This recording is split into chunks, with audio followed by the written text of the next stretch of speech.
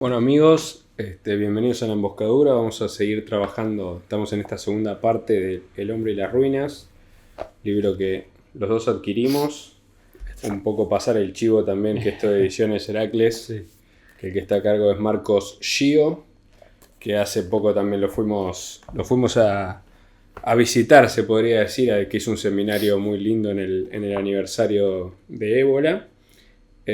Bueno, seguimos leyendo este libro y trabajando esta obra que nos parece increíble. Cada capítulo, realmente cómo describe los fenómenos, cómo los trabaja, lo sintético que es en los conceptos con algo tan difícil de trabajar y tan raro. Sí. Bueno, tiene Ébola realmente que cada vez que mientras más lo leo, más me doy cuenta de la claridad que tiene. Bueno, y realmente nos contribuye un montón. Vamos a seguir trabajando este libro, vamos a ver tres o cuatro capítulos más, agarrando un par de ideas así un poco al voleo, porque tuvimos días complicados en el mundo moderno de la producción que no da descanso, que aliena y que enferma. Es difícil trabajar las cosas a conciencia. Sí. Así que más bueno. este libro que es difícil de abordar, imposible de agotar y que además tiene la particularidad de que, eso lo hablábamos el otro día, ¿no? Uno lo experimenta de una manera muy particular, muy especial, porque si bien lo que dice no es para nada optimista o alegre o algo que a uno le justifique ponerse contento, Claro. verdaderamente uno lo lee y se va del libro más ordenado. Creo que eso no es poca cosa hoy por hoy. Sí, ni hablar. Y digo, más allá de la mera percepción subjetiva, que poco importa, da como pauta el hecho de que, bueno, efectivamente, la búsqueda del propio libro, que es acerca de, bueno, qué orden es posible en una época donde todo está destruido, encontrarse uno con esas pequeñas cosas, como decís vos, en la vorágine de un mundo que todo lo verdaderamente valioso lo pasa por el lado, creo que es verdaderamente un hallazgo y es algo para destacar, ¿no? Sí. No, ni hablar. Ni hablar porque describimos un poco la percepción del libro, de cómo te ordena ciertas ideas y realmente te hace darte cuenta de este panorama que tenemos hoy por hoy, donde no estamos ni siquiera. Ébola le dicen esas palabras, ¿no? Cualquier cosa que realmente se discute hoy por hoy, no estamos ni siquiera rozando lo esencial. Claro. Estamos simplemente en lo superficial, en lo contingente. Estamos muy alejados de esos valores perennes, trascendentes que nosotros queremos. Quilombo. De esos valores perennes y trascendentes que estamos en búsqueda y realmente no encontramos en la literatura, en mucha de la literatura de producción literaria también, que es incesante, nada ni parecido a esto. Es muy difícil de hallar. Así que bueno, vamos a repasar algunos capítulos. Ya habíamos visto algunos el video pasado. El capítulo 5 se llama Bonapartismo, Maquiavelismo y Elitismo, donde empieza a describir un poco esas categorías. Describe el líder bonapartista.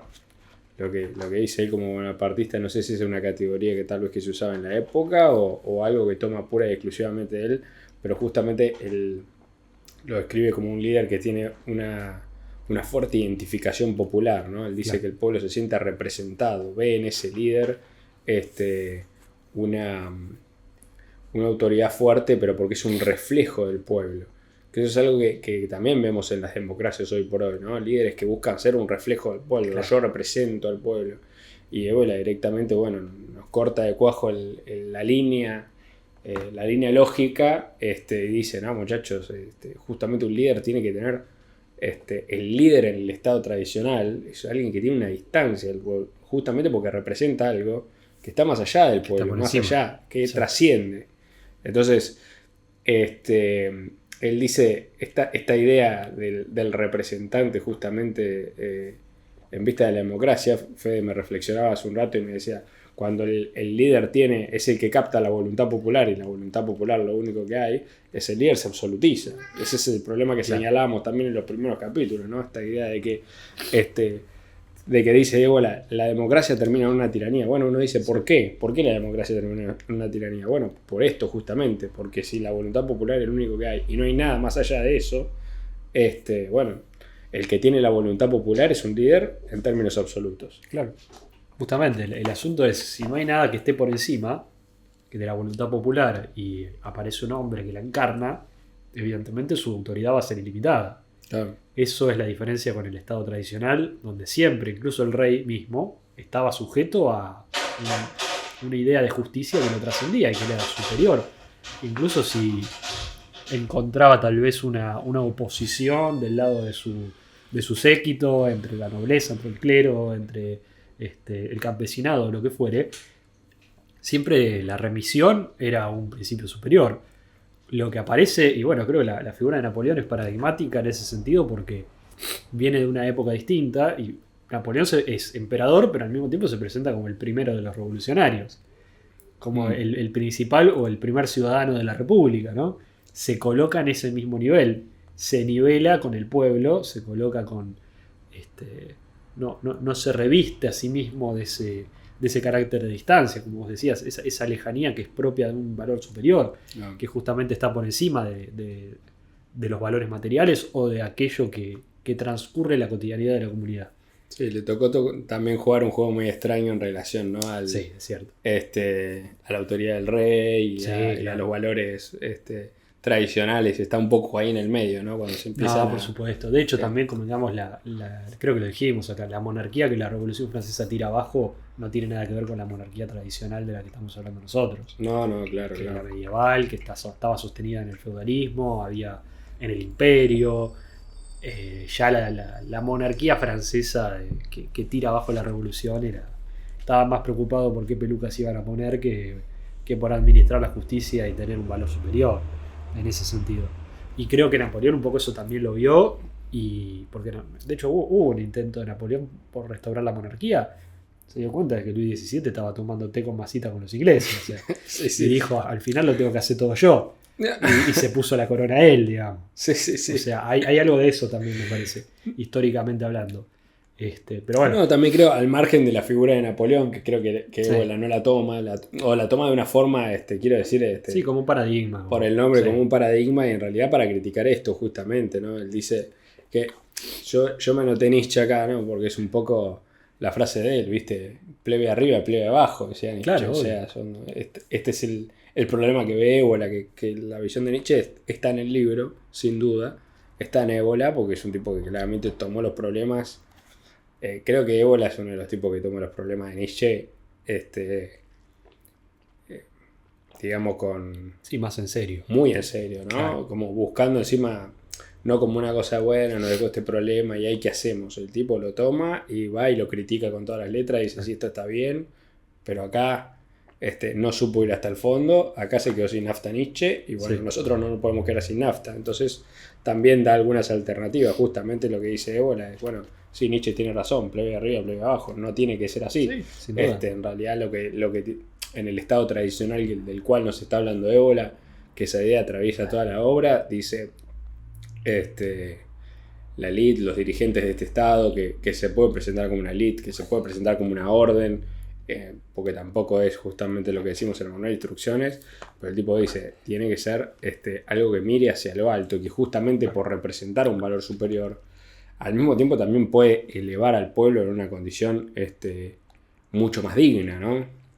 Porque no es una cosa de que el gobernante tenga las características, entre comillas, populares, no, quiere decir justamente el gobernante puede gobernar porque representa un principio superior y encima tiene que ser correspondiente, como decía Fede, tiene que corresponder a ese principio, que no es lo que nos pasa con los valores democráticos.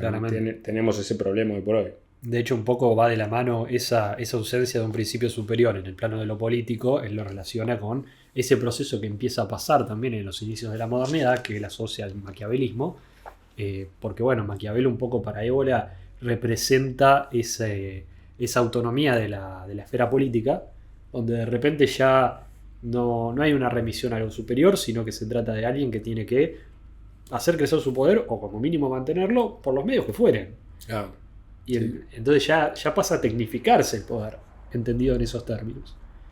También, como digamos, el contexto, la época, aparecía toda esta plebeyización, por decirlo de alguna manera, de lo político. No por nada Maquiavelo, esto se lo escribe a Lorenzo de Medici, que los Medici eran una familia de comerciantes, eran tipos que vendían telas, como el Turco de Once, hasta hacía 10 minutos antes. Sí, sí. Eran el nuevo burgués con poder. Sí, sí, sí. En un mundo tradicional esa gente no hubiera tenido ningún tipo de poder. Claro. No solo vendían telas, ¿no? Además tenían un banco, porque también está toda esa cuestión. Digo, si fuera solo las telas, no estaría tan mal, digamos. El problema es cuando intervienen los bancos, digamos. El poder de la finanza, que se empieza a imponer, el poder de lo material, si ustedes quieren, el poder de la producción misma incluso, aunque lo financiero es todavía peor que la producción, empieza a aparecer ahí, forman parte de todo ese mismo contexto. De la misma manera que empieza a imponerse la burguesía como clase, si quieren, también, antes que nada, se empieza a imponer esta idea de que lo político ya no remite a lo superior, y Maquiavelo es un poco la realización más clara o más concisa de eso, ¿no? Nosotros utilizamos incluso el término maquiavélico para pensar en alguien manipulador, en alguien que... ¿no? La famosa frase del fin justifica los medios. Sí, sí. Justamente cuando nosotros un poco siempre decimos, bueno, tiene que haber algo que justifique el fin, o sea, lo importante justamente son los fines. Claro. Y los medios son solo medios. Ese es el punto. Yo igual creo que hay una lectura de Maquiavelo distinta, que no es la que propone Ébola claramente, donde Maquiavelo, si bien reconoce ese cambio de época, intenta adaptarse por el bien también de su patria. Como que, en definitiva, yo creo que hay cierto mérito en eso. Me da gracia, hay una frase de Fareta que dice: si Maquiavelo fuera maquiavélico no hubiera escrito El Príncipe. Claro. Sí, hubiera hablado de humanismo. Claro. Sí. Hubiera hablado de humanismo. Claro, sí, es espectacular. Es maravilloso. Pero es tal cual. Yo creo que a mí me gusta más esa lectura de Maquiavelo específicamente, ¿no? Sí. Pero bueno, entiendo también por dónde va Ébola. Sí, creo que Ébola también. Yo quería parar un poco en esto que dijiste, una tecnificación del poder para aquellos capaz que no lo han leído o que simplemente están así como un poco tanteando. Lo que queremos decir con esto es que con una idea de tecnificación de poder, digamos, se generan ciertos mecanismos que hoy por hoy, por ejemplo, los podemos ver estudiados en redes sociales, por ejemplo, con los políticos. Para eso están los asesores de imagen, la gente que los guiones, las entrevistas guionadas, la propaganda, ese tipo de cosas. Bueno, eso es una tecnificación del poder. Obviamente Maquiavelo no hablaba en esos términos, pero digamos, queremos decir esto. Por eso también es importante el parate y decir, bueno, ¿para qué queremos dominar a la masa, digamos, manipular esa información? Que todo el tiempo obviamente se han borrado esos parámetros y esos lineamientos en el mundo contemporáneo o en el mundo moderno, como nos gusta a nosotros llamarlo, pero siempre tiene que estar de fondo, bueno, el para qué. El para qué Ébola nos los da, justamente está atravesando toda la obra y ya sabemos que tiene que ser un principio trascendental. Claro. Algo que nos lleve más allá. En el mundo tradicional es eso, pero también queda hacer el contrapunto con el mundo moderno para que un poco se entienda de qué estamos hablando, hasta qué punto estamos embebidos de esto que ya realmente solo quedan medios y ya no hay fines, no se está hablando de fines en lo absoluto. No, y además la tecnificación creo que tiene que ver con justamente cómo se empiezan a aparecer las instituciones, se empieza a aparecer lo burocrático por encima justamente de la persona. Claro. Cuando un poco lo que nosotros decíamos también era, en el primero de los capítulos hablábamos bastante acerca de cómo desarrolla Ébola el concepto de persona y cómo lo contrapone a la idea de individuo y cómo habla de este proceso que es a la vez de volverse más persona y a la vez de lo impersonal, que claro, justamente lo tradicional tiene ese carácter impersonal, que hay que entenderlo bien, no es lo impersonal de la máquina, no es lo impersonal de la anonimia moderna. Claro. Es otra forma de anonimato, si se quiere, donde lo que prima es el valor y uno funciona como persona, que justamente es máscara en latín, funciona como máscara de ese ideal, digamos. Encarna y hace real eso que es un principio trascendente. Sí, un grande alguna vez dijo: el hombre es el sistema, ¿no? Claro. Y un poco creo que tiene que ver con eso, con la idea de que lo que se pierde o lo que empieza a desdibujarse de a poquito es que ya no es alguien que como persona toma una decisión y se hace cargo de ella, sino que empiezan a aparecer todas estas pequeñas instituciones, aparatos burocráticos, estructuras, donde ya se empieza a diluir la cosa. Un poco la consecuencia natural de la democracia también es esa. De repente nadie es responsable, pero todos somos culpables. Sí, sí. Porque ¿quién agarra la manija de todo esto? Sí, sí. No, es interesantísimo. Es que es muy curioso como también esa... Es una impersonalización a la inversa, ¿no? En el peor de los sentidos. Cuando Claro. decís, bueno, ¿quién se hace cargo de esto? Viene el ministro de Economía que hizo bosta todo, se va y te dice, bueno, Sí, fallamos arreglalo los vos. cálculos. Y vos decís, flaco, estamos pagando los platos rotos porque vos se te fueron la cosa de la mano a vos. Es muy Claro. curioso. Pero también me parece interesante esa dinámica que señalaste, ¿no? Como Ébola también dice, bueno, habla de los valores tradicionales y cómo justamente hay que buscar esos espacios donde hacer acrecentar la personalidad y al mismo tiempo dice, bueno, pero estos valores tienen ese carácter impersonal, que son el amor a la disciplina, el Claro. amor al límite. Entonces hay un doble juego ahí que no hay que confundir, ¿no? Es una cosa en el sentido, no es el impersonal de la máquina como vos dijiste, sino es la personalidad, los rasgos, como dijimos en los capítulos anteriores, lo que te marcan la cualidad del ser humano, Exacto. que es lo que hace que pueda elevar su dignidad.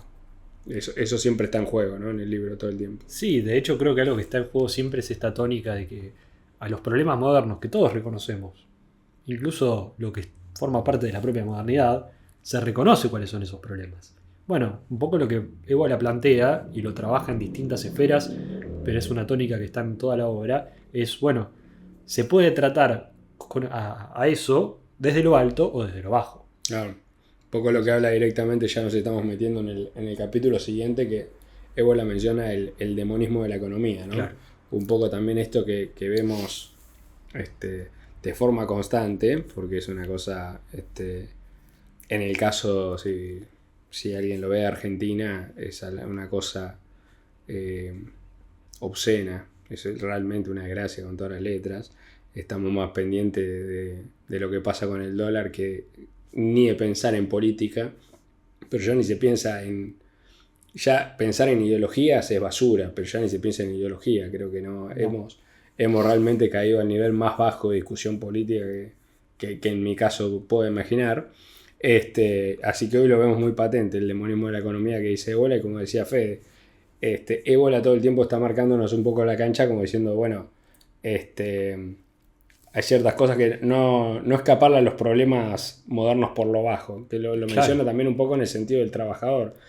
Cuando habla del trabajador dice, sí, de verdad, viene la izquierda y te dice, no, hay que dignificar al trabajador, y el trabajador esto, y el trabajador lo otro, porque el trabajador, lógicamente, sí, ya sabemos que sin el trabajador no existe capitalismo, que no existe burguesía sin trabajador, que son Claro. dos cosas complementarias. Pero el problema que tenemos es el siguiente, ¿no? Si el trabajo moderno, que es alienante, que enferma al hombre, que es monótono, gris, dice él, todas esas cualidades que la tenemos hoy patente, no podemos dignificar esa figura, salvar, digamos, el mundo contemporáneo dignificando esa figura. Tenemos que tener algo más, algo de otra constitución y de otra sustancia espiritual. Sí, de hecho dice, ¿no? Dada la oportunidad, el obrero se convierte en burgués. Eso es algo Claro. que ya Lenin lo había entendido. No por nada el tipo decía, hay que empezar con los reclamos económicos para después movernos a los políticos. Claro. Porque no era estúpido, digamos. Entendía cuáles eran esos problemas. Lo que pasa es que, bueno, lo que plantea el marxismo para Ébola es una superación, entre comillas, por lo bajo. Claro. O sea, no es una superación en definitiva, es un acrecentamiento de la misma decadencia. Pero reconoce los problemas, solo que los trata de la peor manera posible. Un poco lo que dice es, evidentemente, lo que antes existía como trabajo, lo que puede ser el trabajo en una sociedad tradicional, en una comunidad tradicional, es aquello que justamente libera al hombre de aquello que es lo más bajo. En la Edad Media se hablaba de las artes liberales y las artes iliberales, ¿no? Que justamente el concepto de liberal no tiene nada que ver con el liberalismo, sino todo lo contrario, Sí, de hecho. ¿no? En cierto Que sentido, liberaban, ¿no? De una manera más... Sí, de Exacto. una manera más auténtica. Entonces las artes iliberales, aquellas que tenían que ver con lo material, con la producción de un bien, con la producción de... con servir algo, con Dar un algo bien servicio. concreto, exactamente. Sí. Dar el servicio o producir algo. Producir algo, eso era considerado, bueno, un arte iliberal, porque no estaba liberado justamente de qué, de la materia, de lo propiamente material, de lo crematístico, diría, de la cosa, ¿no? De crematos en griego es cosa. Y justamente las artes liberales eran las que estaban por encima, porque se habían liberado de lo material. Claro. Y es ahí donde estaba las ciencias, las artes propiamente dichas, lo que verdaderamente era la vida que verdaderamente había que buscar, en definitiva. Entonces, la Te distancia paro para entre ese hacer trabajo... un paréntesis de la frase, como dice Ricardo Iorio, que decía, nada, para, no es tan guaso como otras. Cuando dice, yo sé quién sos porque por lo que haces en el tiempo libre, dice el tipo. Claro. Muy Sí, interesante esa, ¿no? sin duda. Porque también es eso, ¿no? Uno busca la personalidad o la búsqueda de algo al margen del trabajo, ¿no? Sí, todos trabajamos, funcionamos más o menos, pero hoy en el mundo de hoy también tiene que ver eso, ¿no? ¿Qué haces en tu tiempo libre? Bueno, sos un tipo que pasa tiempo con sus hijos, te bajás 2 líneas con media botella de whisky, bueno, dice quién Sí, sos, obvio, ¿no? La personalidad, obvio. hablamos de esto también. Paja y PlayStation, ¿viste? Claro. La juventud es eso. Eso también es un problema, ¿no? El ocio tan mal administrado que hay hoy por hoy, que es complicado hacerse de un buen ocio, yo lo entiendo, pero bueno, tiene que ver y hace un problema esto. Es que también tiene que ver con esto de que los medios empiezan a tomar el lugar de fines, ¿no? O en todo caso que los fines aparecen como desplazados. Porque en definitiva ese demonismo justamente radica en que la producción se vuelve algo en sí mismo. Sí, sí. Digamos. Y que pasa a ser lo fundamental de la agenda económica. Claro. Ébola dice en el libro los estados que están directamente diciéndolo con todas las letras, ¿no? La economía es nuestro destino. Y mientras dice él, mientras no salgamos de esta dinámica entre capitalistas y proletarios, bueno, muchachos, vamos a seguir en la misma. Alguna vez habrá más progreso social si querés, otra vez menos. Por eso también es importante esto de la personalidad que Ébola acá lo recalca, es un poco, tenemos que volver a ver cómo pasaba en el mundo tradicional, donde las castas estaban vistas desde una dignidad que les era propia. Claro. Si vos estás todo el tiempo tratando el ascenso social, por eso no terminás más, digamos. Siempre que, como decías vos, el obrero va a querer ser el burgués eventualmente, y el burgués va a querer ganar más plata. Y entonces, cuando el burgués encima tiene el poder político, directamente subsume toda la guita, porque es una visión del mundo en realidad, no es un problema que sea que tenga o no tenga plata. No. Ya hablamos un poco del sentido de propiedad también en un sentido espiritual. Pero en el caso de Ébola, creo que lo que el tipo dice es, bueno, hay que romper con esa lógica que es puramente materialista. De hecho, lo dice con todas las letras. Dice, entre marxistas y liberales, o sea, la verdad que estamos en la misma. Lo que están discutiendo los tipos, y ya lo dijimos acá muchas veces, es cómo dividimos la torta. Sí. Mientras discutimos cómo dividimos la torta, muchachos, algunos la reparten de manera más eficiente, otra más ineficiente, pero no. Por eso creo que esto era lo que quería decir, ¿no? Cuando él retoma, dice, bueno, tenemos que volver a un sistema donde cada persona tenga la dignidad en su lugar determinado, ¿no? Por eso Ébola da esta frase que dice, un artesano que hace bien su labor tiene más dignidad y más dignidad espiritual, digamos, que un gobernante mediocre. Claro. Porque no es una cuestión de clases sociales, de ascenso, de lo que gana, no. Tiene que ver con otra vara. Es de acuerdo a su propia naturaleza. Es de acuerdo a su propia naturaleza, exacto. Porque un poco lo que pasa es eso. Hoy, y es algo que atraviesa todas las capas sociales, el ideal de vida es un ideal de seguridad, de bienestar. Es un concepto puramente burgués. Claro. Y eso lo tiene el tipo que está en la villa también, ¿eh? Claro, sí. Porque si vamos al caso, no es que ahí vos encontrás una ruptura metafísica, ni mucho menos. Eso es parte del problema, ¿no? Y por eso la frase también de Fareta, ¿no? que mencionábamos la otra vez. El oponerse al burgués es oponerse a una visión del mundo. Es una visión del mundo materialista, que la puede tener el tipo que es el dueño de la fábrica o el dueño de la empresa, o la puede tener el barrendero. Pues son dos burgueses, porque dice, el tipo concibe lo burgués ahí, con todas las letras, ¿viste? Y dice, esto es una visión del mundo, no pasa por si tenés la plata o no. Por eso también lo que tenemos que, lo que tratamos de combatir y lo que Ébola en realidad se está oponiendo es a la visión burguesa, justamente, que puede tener tanto el proletario como el capitalista. No cambia. Lo que cambia es el estrato social, bueno, cuánta guita cobra a fin de mes o cómo vive, como dijo Fede, la comodidad, los lujos a los que pueda acceder o los placeres. Pero si no salís de eso, y bueno, estamos complicados.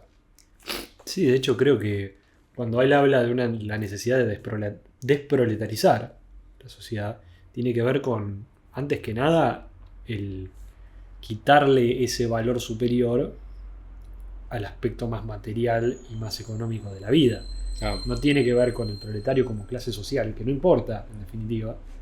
Más bien él dice, bueno, hay que tratar de llevar al proletario a que tenga lo suyo, en definitiva. Justamente la manera de resolverlo en el plano práctico es esa. El proletario no haga simplemente de prestar su mano de obra, sino que además tenga lo suyo que le sea propio. O sea, porque si no, pareciera que esto es demasiado abstracto, demasiado en el aire. Y no, porque Ébola lo ataca en la vida real también y en lo cotidiano de la vida material, no solamente en lo espiritual. Por supuesto que lo que prima es lo metafísico. Es qué idea del mundo vos vas a generar a partir de esa sociedad y qué vas a hacer con esa gente. Bueno, evidentemente lo que está en juego es si la idea de proletarización es una idea que hoy por hoy abarca todas las clases sociales, porque también el tipo que supuestamente es un empresario y no sé qué cosa, de lo que habla primariamente es de su trabajo. Y gira su vida en torno a su trabajo. Y de hecho, lo hemos dicho muchas veces, una de las trampas más claras que hoy en día están tan de moda y que creo que Ébola no llegó a ver, es el autoayuda y toda esa falopa. El problema con eso es eso que decíamos, ¿no? Que el autoayudista es como una especie de cura del ateísmo.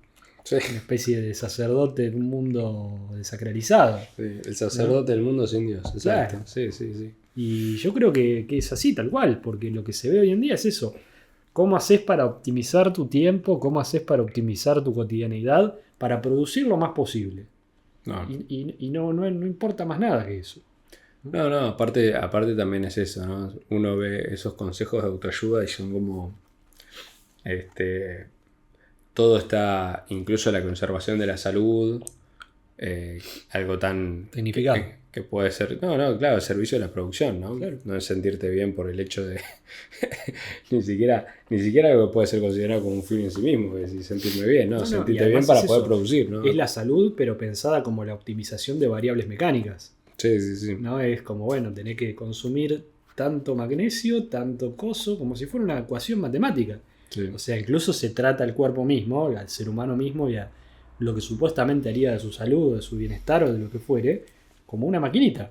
Como algo que es eso, es optimizar variables. Sí. Hackea tu cuerpo, hackea tu cerebro. Claro.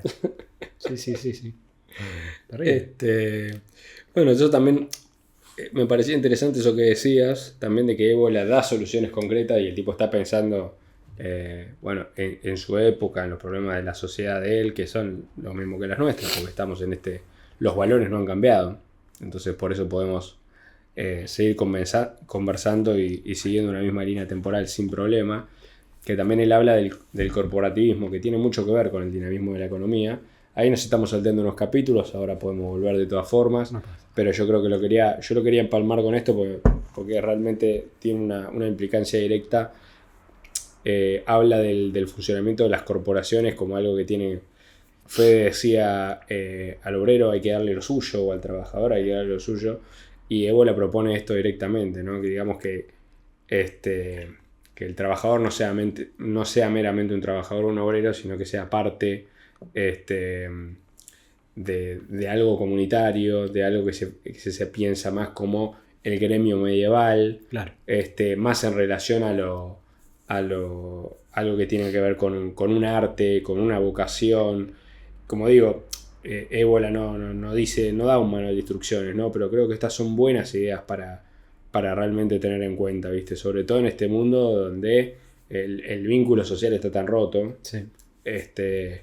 Tiene que ver eso, ¿no? Sentirse, conversábamos hace un rato, me decías también que en una parte dice, bueno, tiene que tener una parte, por así decirlo, de la empresa, ¿no? Directamente, claro. O sea, es una toma de posición política que está hablando justamente puramente de algo material, concreto, en beneficio de algo más, ¿no? Que es ser parte de una comunidad, estar involucrado de una manera genuina, y bueno, también da los contrapuntos de cómo este sistema, digamos, donde ya ni siquiera tenemos al capitalista que es el dueño de la fábrica, ¿no? Tenemos una cosa como todo un sistema financiero, especulativo, sí. Que no hay nada, realmente es muy poco tangible hoy por hoy el proceso de cómo se hace el dinero, hasta es rarísimo, es realmente extraño, ¿no? No, y además destacar que en los gremios medievales lo que primaba era una asociación de orden espiritual y metafísico. Y que la regulación, porque en definitiva era una economía, si se quiere, desregulada en ciertos aspectos, Sí, por lo menos claro. para los estándares que nosotros tenemos, no había algo así como un Estado que planifica. Claro. Y sin embargo lo que existía era que todos estos gremios, estas asociaciones que se daban de una manera natural y orgánica, regulaban el ejercicio de su profesión, regulaban la transmisión de maestro a discípulo, que era de persona a persona, y no era algo mecánico, y regulaban cómo iban a realizar su trabajo y cómo iban a incluso a comercializarlo desde una perspectiva espiritual y con todo eso adentro, Claro. digamos. Porque una de las cosas que dice es muy, muy interesante. Por ejemplo, no existía la publicidad. Ah, Era visto como algo completamente bajo y deshonroso el querer hacer publicidad. Porque tu trabajo tiene que hablar por sí mismo. Entonces no había tal cosa como lo que existe hoy. claro. Esa manera de manejarse que existían en las corporaciones medievales, que Ébola lo dice y no podemos ser inocentes, hoy no se puede aplicar tal cual. Es evidente que él lo dice, la industrialización ha hecho que la escala de las cosas Sí. sea tan inmanejable. Nos somete a una tecnificación mucho mayor también Claro. y una y una posición en la que estar involucrado en tu trabajo Mucho con más esa difícil. cercanía es mucho más difícil, Sin ¿no? duda, sin duda. También porque no está involucrado un proceso de jerarquías de tipo tradicional, ¿no? Donde un maestro es algo Claro. más que un jefe. Sin duda, sin duda. De hecho, el carácter iniciático que tenían, ya te diría desde los griegos, en realidad lo que implicaba la relación de un maestro a un alumno era una cosa que era directamente, estábamos hablando de dos dignidades que eran totalmente diferentes. Sí, sin duda. Entonces, bueno, en este caso sucede algo parecido. Pero más allá de eso, creo que es interesante la punta, ¿no? Para retomar algo así en concreto. No le escapa. Sin duda, pues además lo que te tecnifica, que es la técnica misma, en definitiva, hace que la producción sea imposible de hacer sin esa escala y es desde el paradigma industrial. Entonces ahí es mucho más complicado, como decías vos, encontrar el aspecto artístico, artesanal propio Sí. de lo tradicional. Lo personal o algo que Claro. implique una vocación. Porque digo, no vamos a hacer desaparecer todas las líneas de ensamblaje del mundo. Claro. Evidentemente. Pero bueno, lo que sí plantea Ébola es la posibilidad de que ese tipo que trabaja lo haga desde una dignidad donde él también sea parte. No solo que tenga una pequeña parte de la empresa, algo así como una especie de que te paguen en acciones. Claro. Que va más allá, digamos, de eso. Sí, Porque sí, sí. Él lo dice y advierte contra el de nuevo querer resolver esto por lo bajo y caer en algún tipo de socialismo o de marxismo que de nuevo nivela para abajo, ¿no? No es eso. Él dice, el obrero, el jefe, el dueño de la empresa o quien sea que la dirige, debe estar allí justamente porque tiene una capacidad superior para liderar, no solamente por una cuestión económica. Claro. Entonces, esa distinción de lugares o esa distinción de dignidades va a estar dada por las capacidades naturales de cada uno. Dentro de eso, vos podés tener cámaras corporativas, podés distribuirlo de distintas maneras, ese poder. Eso ya forma parte más de algo difícil de conceptualizar si no es hablando de una situación concreta o es en una situación política e histórica particular. Por eso lo que nosotros acá queremos rescatar son los valores que están detrás de eso. Sí. Porque además, Ébola va a hablar además, ¿no? de cuál es el lugar de la historia. Y creo que ahí tiene que ver con esto también. Por supuesto, hay ciertas cosas que vos no podés sacar de su aspecto histórico. Claro. Hay ciertas cosas que vos solo podés definir en tanto en cuanto estás parado en algún lugar. Y podés decir, bueno, acá lo que conviene hacer me parece que es esto, porque esta es la situación en la que estamos. Ahora bien, él dice, lo histórico ha sido por la modernidad elevado a una categoría superior, como Claro. si fuera lo que dirige verdaderamente los destinos de los hombres. Sí, sí. Palito para Hegel. Exacto. Claro. Que dice de Hegel, ¿no? Algo así como es una filosofía pasiva del hecho consumado. Es como Claro. decir, si sucede, conviene. ¿Viste? Una cosa así. La de creer que la historia es una especie de ente metafísico que trasciende todo y de la cual el ser humano es solamente un instrumento que mecánicamente tiene que atravesar distintas etapas llegando a vaya a saber dónde. Sí, sí, cuando habla en ese capítulo, ¿no? De de la crítica a la historia, creo que hace algo muy parecido a lo que, en relación a lo que nosotros siempre hablamos, ¿no? De la visión progresista de la historia que tenemos hoy por hoy. Como decía Fede, ¿no? Es algo que deja al hombre al margen, ¿no? Y es la historia en sí misma la que está desarrollándose, como decía Hegel y como decía Marx, ¿no? Una concepción etapista que todo el tiempo va en progreso.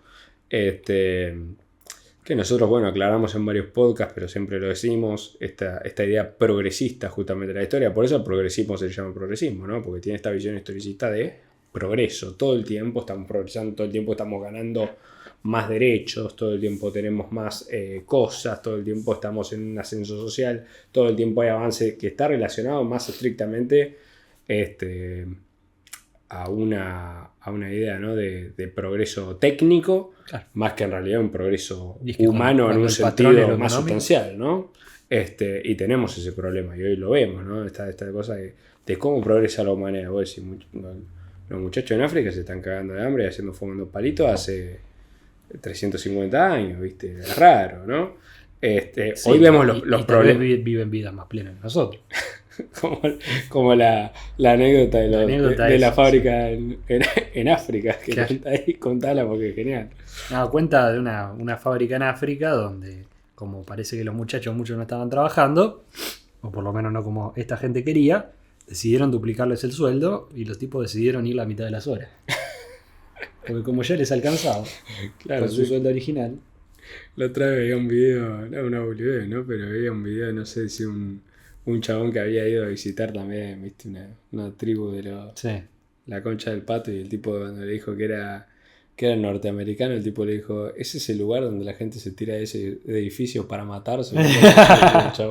O sea, para los tipos era inconcebible, claro, que te quiebre la psiquis y te mates. O sea, era una cosa que claro, la habrán escuchado algún turista por ahí y le quedó, ¿viste? Sí. Sí, era un video, no estoy pasando acá ninguna cosa muy académica, ¿no? Era un video, una pelotude que vi, pero la verdad que no me cuesta creerlo y era maravillosa la reflexión de los tipos. Y es que sí, cuando el patrón es lo técnico, cuando el patrón es lo económico, eso te produce esa ilusión de progreso. Sí, claro. Pero bueno, es como decís, creer que uno es mejor que Platón porque tiene wifi es una pelotudez atómica, evidentemente. Sí, es que nos hemos quedado cortos. Bueno, es un poco también lo que siempre hablamos, los problemas que trae esa visión positivista de la historia. Creo que esta visión justamente historicista de la que habla Ébola no le escapa, ¿no? Está todo vinculado. Por eso nosotros decimos una visión de la historia que siempre está progresando, avanzando, lineal, y la visión positivista de la técnica van de la mano. Por eso lo que hay que desbancar es todo el sistema. Todo es parte de un mismo sistema, todo es parte de una ideología, de una supraideología predominante. Digo supra, ¿no? Más allá de izquierda-derecha, sí, que domina la escena.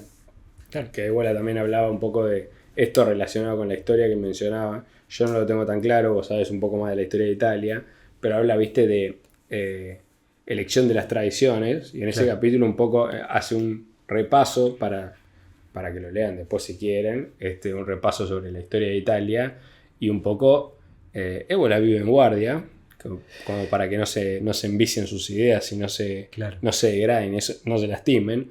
Entonces habla un poco de elección de las tradiciones en Italia, diciendo, bueno, haciendo un repaso histórico, y decimos qué personaje vamos a rescatar, y ojo con lo que levantamos del pasado, muchachos, porque podemos levantar las ideas equivocadas, ¿no? Claro. Y con Fede conversábamos un poco también sobre elección de tradiciones, que es un poco también que hay que hacer nosotros cuando rescatamos una visión histórica, por lo menos en relación a lo que es la historia argentina, cuando hablamos un poco de eso, hay que tratar de ver más allá qué visión histórica estamos rescatando y no degradarlo, ¿no? Poderlo rescatar en toda su dignidad espiritual y en toda la implicancia que tenía para la época, e incluso más allá de la época. ¿Qué representa eso? Cuando nosotros mencionamos un personaje como San Martín o como Rosas, tratamos en realidad de rescatarlo en toda su dignidad. A mí me parece muy interesante la reflexión de Fareta cuando habla de de cuando nosotros expulsamos a los ingleses. Dice el tipo, lo que le dijimos que no es al sistema liberal burgués. Dice, Claro. Me parece una lectura tremenda, ¿no? Porque uno a veces analiza esos hechos históricos como una simple, como justamente una cosa moderna, ¿no? Como Sí. pasó un hecho que venían a conquistarnos, ya sea por recursos, por cosas, y nos olvidamos de la lectura, digamos, metafísica de eso. Sí, sí. ¿A qué se le dijo que no? Lo que estaba en juego verdaderamente. Claro. Es que un poco ¿Qué eso, estaban porque- defendiendo esas personas? Lo hablábamos hace un rato, que decías, bueno, hay que rescatar esos personajes históricos y rescatar qué estaban defendiendo realmente, ¿no? Claro. Porque, como vos dijiste hace un rato, si nos quedamos con la visión de San Martín como un buen general, nos Claro. quedamos con justamente una tecnificación del poder, ¿no? Sí, sí, sí. Este, Y forma parte de esa neutralización liberal de lo político que es algo que, bueno, invade toda la historiografía de de nuestra historia justamente, que es una historia fría claramente liberal y masónica. En ese sentido, no hay que dar vueltas con eso. Y que es un proceso similar al que describe Ébola en Italia, en realidad, porque él empieza hablando de la historia de la Italia moderna, con las comunas, con cómo se empezó a formar estas ideas, estas especies de ciudades-estado al estilo renacentista de Florencia, y que se toca bastante con lo que hablábamos cuando tratábamos a Fareta, esto que él describe de cómo empieza a aparecer esa autonomía de la esfera estética y toda la problemática que hay en torno a eso. Creo que se toca bastante con esto, porque si bien Ébola lo nombra ese aspecto estético, lo nombra apenas, no lo desarrolla en profundidad, pero sí está eso, ¿no? Y que evidentemente toda la historia moderna de Italia, o de lo que hoy sería Italia, él lo describe como, bueno, una consecuencia de esos procesos que son igualmente liberales, igualmente siempre la masonería estuvo detrás de eso, y a nosotros nos ha pasado algo muy similar, creo. Por eso a veces es difícil, o sea, la elección de las tradiciones, ¿qué implica? Decir, bueno, ¿dónde estamos parados? Nosotros vamos a hablar como argentinos, bueno, pero ¿qué es eso? claro. ¿Es algo que apareció de la nada en 1810? Sí. O en 1816, si vos querés, con la independencia. No sirve esa concepción, evidentemente. Nosotros formamos parte de algo que vamos a rescatar y que vamos a rescatar por lo menos desde Homero, y pasando por los griegos, los romanos, el mundo medieval del Sacro Imperio, el mundo cristiano de eso que se transmitió a través de España acá, del Imperio Búrgico, de los caudillos federales, digamos, toda esa línea que nosotros identificamos, no solo en lo nacional en un sentido estrecho, sino en lo que respecta a toda una tradición que viene tal vez incluso de antes, que el propio Homero, porque el propio Ébola incluiría a los hindúes, incluiría a la Upanishad, incluiría, qué sé yo, el Bhagavad Gita. Yo no sé lo suficiente del tema como para meterme en eso, pero digo, hay evidentemente una necesidad de separar la paja del trigo, digamos, y así como él dice, de Italia hay que rescatar la romanidad, de Italia hay que rescatar lo imperial, de Italia hay que rescatar ese mundo. Bueno, evidentemente nosotros acá también tenemos ese trabajo, que un poco lo venimos haciendo con algunos autores, que tendremos que seguir haciendo eternamente, de entender, bueno, realmente qué somos y dónde estamos parados, aunque ya bastante creo que hemos sugerido, ¿no? La idea imperial, la idea hispánica, la tradición propiamente católica y Sí, que hemos hablado todo lo que acá eso también. implica, ¿no? Sí, claro, hemos hablado de la visión católica en el sentido que también Ébola tiene acá un párrafo también aparte, habla de la tradición gibelina, cosa que nosotros conversamos, de las diferentes posturas que tenemos, que creo que también es un hecho que nosotros tratamos de rescatar desde una visión parecida a la de Ébola, ¿no? Ver la idea, la figura del gibelino y ver esa disputa de poder en realidad, que no es una idea de... Porque cuando vemos ese conflicto en realidad en términos modernos, yo le decía antes a Fede, tenemos esta cosa de que lo vemos simplemente como una disputa de poder, mal entendida en términos contemporáneos, ¿no? Y en realidad lo que se estaba disputando era una problemática espiritual y de orden religioso, no lo podemos ver directamente como una concepción moderna o contemporánea de la política, ¿no? En realidad ahí lo que se estaba de lo que se estaba tratando era qué lugar en el orden de ese mundo, de esa visión del mundo tenían los gibelinos con respecto a la visión güelfa, ¿no? Claro. Que tan problemática y tan opuestas son entre sí. Sí, de las consecuencias de esto hablamos bastante en el programa que hicimos sobre Alain de Benoit, Nación e Imperio. Ahí creo que está bastante... Lo desarrollamos creo un poquito más, cuál es la idea de imperio en un sentido tradicional y cómo se diferencia de la idea de nación en un sentido más estrecho. Pero creo que lo que podemos rescatar acá de Ébola es que, primero, sus críticas al cristianismo son bastante profundas. Creo que acordamos donde estábamos hablando de que tiene mucho de esa influencia nietzscheana que por ahí no se terminó de librar de ciertos prejuicios, diría yo. Sí. Esto que discutíamos respecto de cómo él toma esta frase de Cristo que dice: dad al César lo que es de César, a Dios lo que es de Dios, e interpreta en eso ya una ruptura entre un orden político temporal y un orden espiritual y religioso. Sí. ¿No? Él dice, bueno, ya está ahí, ya está en Cristo mismo. Yo tengo mis dudas al respecto. Creo que cuando a Cristo en el Evangelio dice esa frase, la dice también en un contexto, la dice cuando le preguntan por el pago de impuestos. Le dice, tenemos que pagar impuestos, señor. Y el tipo agarra una moneda y le dice, ¿quién está? César. Bueno, da de César lo que es de César. Como decir, no me vengas a hablar de esta pelotudez. Yo estoy para otra cosa. Sí. Digamos, yo lo interpreto así, dicho en criollo y fácilmente. No creo que en eso haya una ruptura necesariamente entre un mundo, en el mundo espiritual, entre lo temporal y lo espiritual, porque las jerarquías durante toda la Edad Media van a ser profundamente católicas, profundamente cristianas, y van a darse de un modo pleno. Esa asociación entre el imperio y el papado se va a desarrollar en armonía durante mucho tiempo. Sí, claro. Evidentemente también se va a degradar, evidentemente, así como hablábamos de la autonomía de la esfera política y su consecuencia, que es: aparece el maquiavelismo, aparece el absolutismo político, aparece la representación, aparece la idea de la soberanía popular o la idea de la voluntad del pueblo como lo superior, así como hablábamos de la autonomía de lo económico y cómo eso lleva al capitalismo y al marxismo, porque en definitiva son lo mismo en ese punto, así como hablábamos de la autonomía de la esfera estética y hablábamos de todas las consecuencias que eso tiene para el arte, y en eso Pareta es un gran ejemplo, podemos hablar también de la autonomía de la esfera religiosa. Sí, la idea de que eso puede estar por separado, la idea de que vos podés tener el aspecto temporal, político, concreto, por fuera del aspecto metafísico, espiritual, religioso, como quieras llamarlo, como si las dos cosas no se siguieran, como si la figura del emperador no fuera también una figura sagrada que busca imponer en la tierra un orden que es sagrado, un orden que es divino, o que es trascendente, o como quieras llamarlo.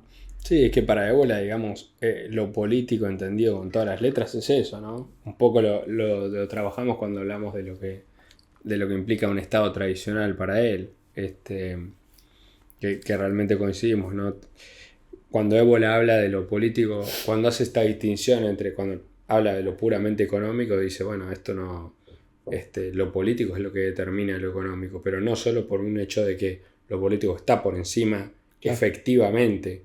El poder es lo que importa a la hora de determinar lo económico, y si se usan medios económicos, son medios de aplicación de poder en un sentido estricto. Hoy lo vemos en la modernidad a pleno. Pero Ébola lo que está diciendo es, no, lo único que hay es lo político. Lo político es todo, porque en realidad acá implica una visión del mundo lo político. No es lo político como lo conocemos en términos de partidos o de ideología, ¿no?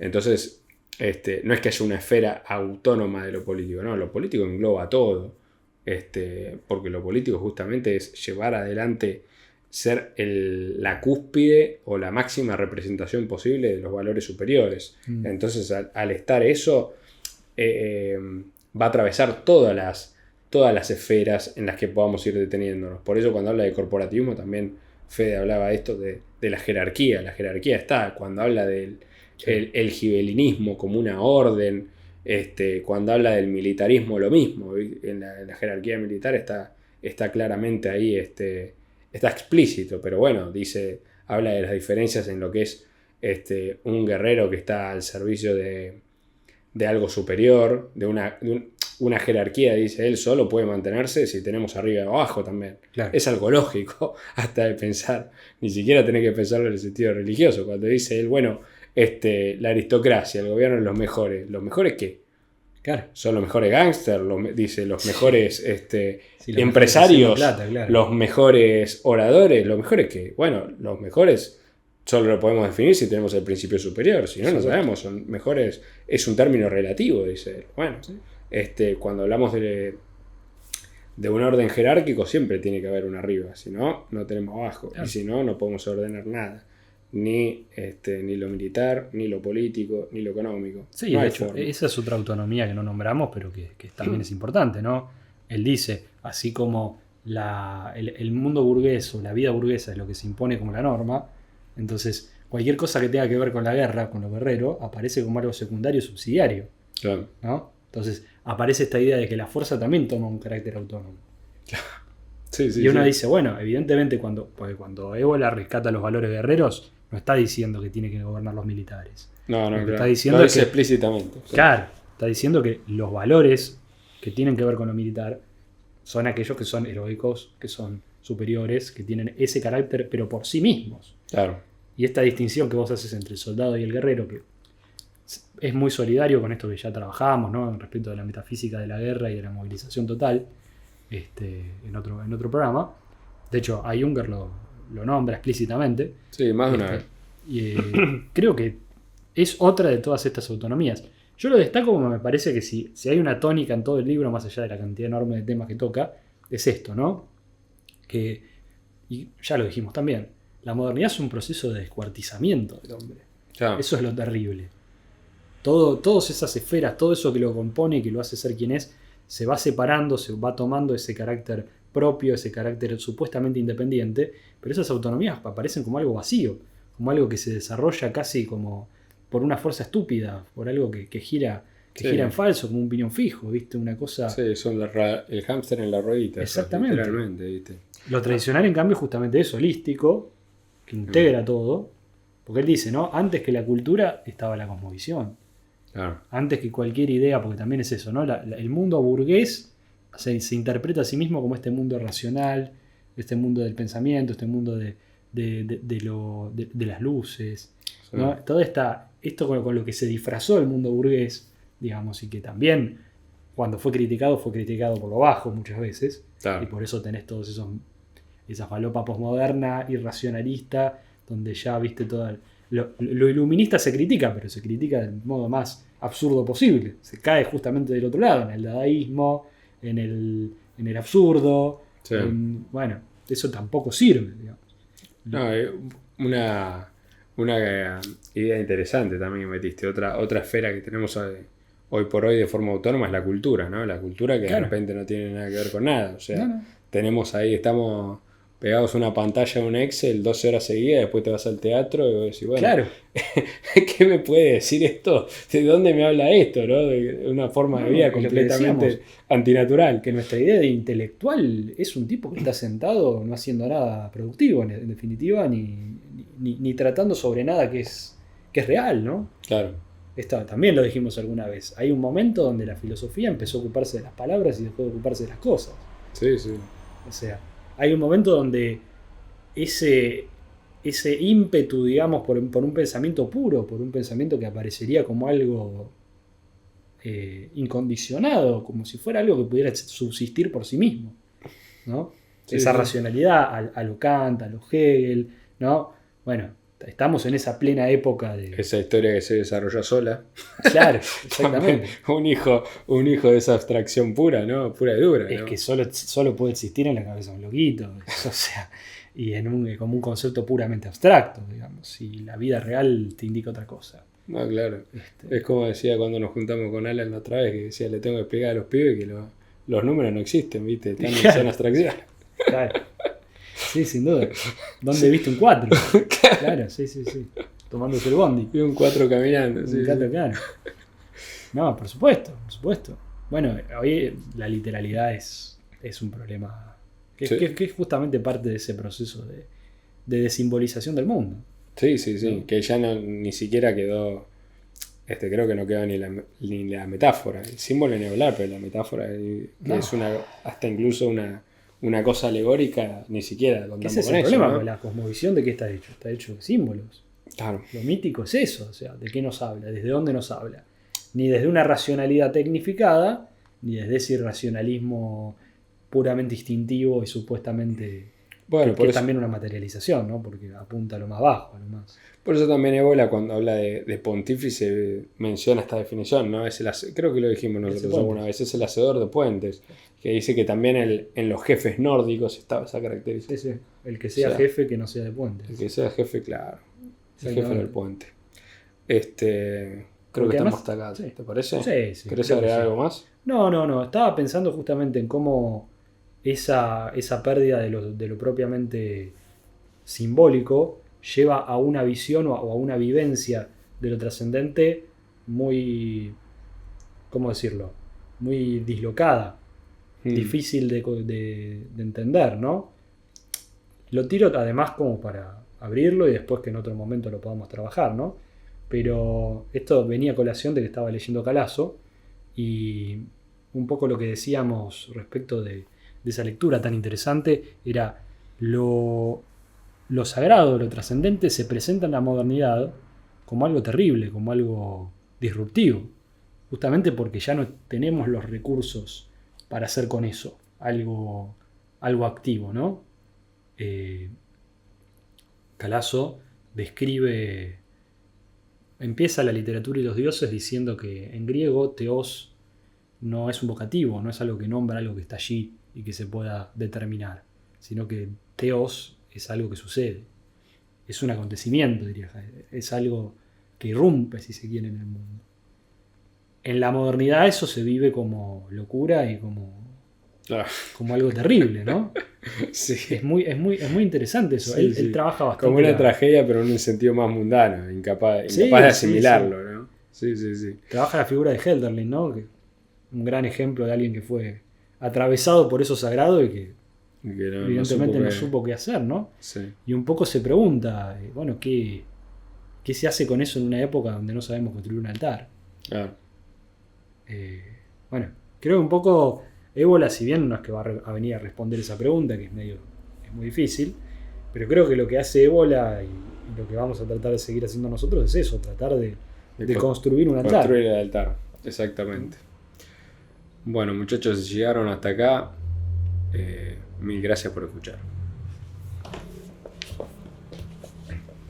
Vamos a dormir en la lluvia.